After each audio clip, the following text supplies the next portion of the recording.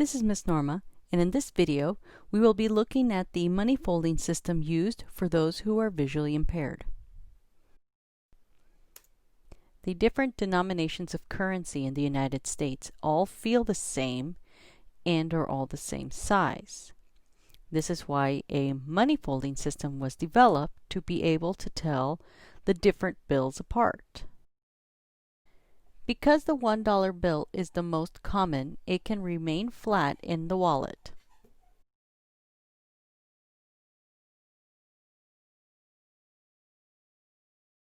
The $5 bill is folded lengthwise, or was sometimes referred to as hamburger. This can then either be placed in its own compartment in your wallet or with the $1 bills.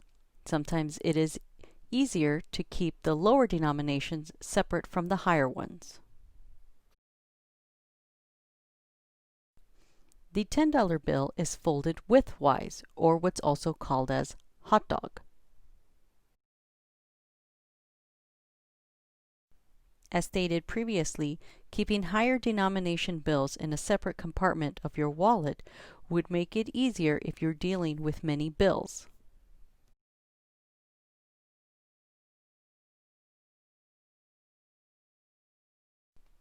The $20 bill has two folds. First, it is folded lengthwise, or hamburger, and then again widthwise, or hot dog. This can also be placed in a separate compartment of your wallet to help you keep track.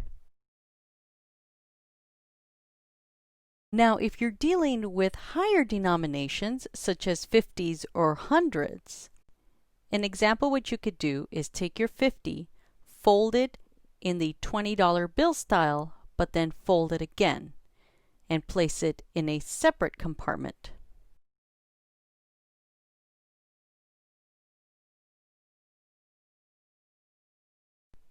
The $100 bill can be folded like your 50, except you do one extra fold and place it in a different compartment in your wallet.